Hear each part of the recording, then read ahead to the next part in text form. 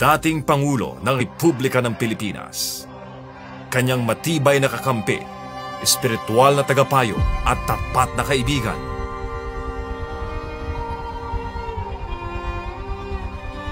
Magkasangga, walang iwanan. Parehong pilit na pinababagsak ng mga kurap at sakim sa kapangyarihan. Si dating Pangulong Rodrigo Roa Duterte, pwersahang dinala sa panyagang bansa.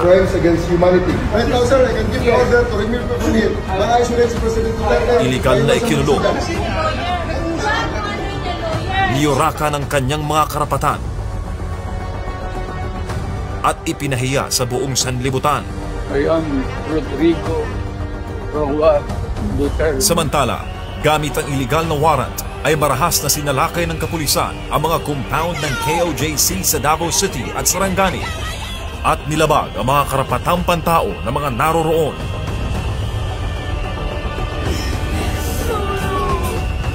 Sinigundahan pa ito ng pwersahang pagkubkob sa KOJC Central Headquarters sa loob ng 16 na araw na nagmistulang war zone.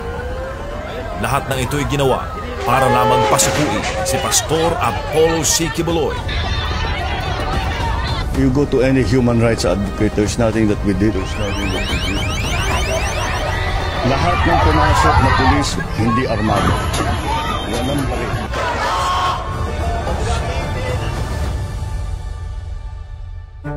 Dalawang lider, tapat na magkaibigan. Biktima ng maduming laro ng politika sa Pilipinas. Iisang mukha ng pang-aapi, parehong pattern, parehong taktika. Mga gawa-gawang kaso, brutal na paggamit ng puwersa. Lahat ng yan ay upang patahimikin sila. Noon pa man, bago mangyari ang mga walang katarungang ito, sinubok na ng panahon ang kanilang samahan. Mula pa noong unang bahagi ng 1980s, si Duterte noon ay isang piskal at si Pastor Quiboloy noon ay nagsisimula pa lamang ng kanyang ministeryo sa isang maliit na kapilya sa Agdao, Davao City, ay may iisang pangarap. Isang bansang malayo sa korupsyon, droga at insureksyong komunista. Ang Sunshine Media Network International ang naging pinakamalakas nilang sandata, ang tanging network na walang takot na naglalantad ng katotohanan. Ngunit ang katotohanan ay may maraming kaaway. Lagay nyo dito yung prangkisa nyo on the line. Noong 2023, binalaan na ni Vice Presidente Sara Duterte si Pastor Quiboloy. Tatargetin ang SMNI.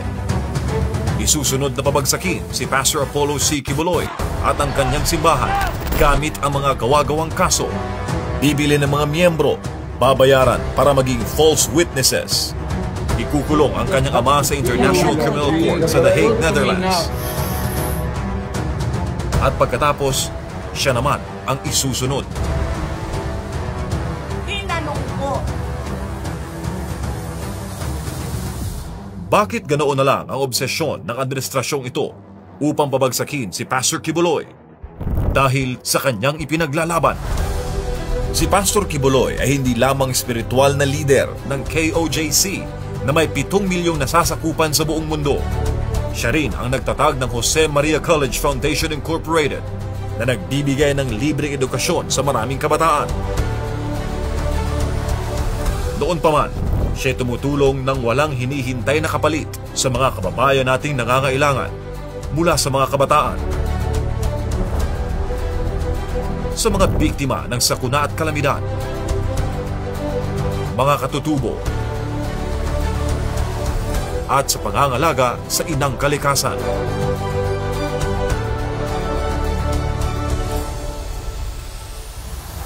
Siya ang puwersa sa likod ng SMNI, ang tanging network na lumalaban sa korupsyon, droga, terorismo at hindi nababayaran ng kahit anumang suhod.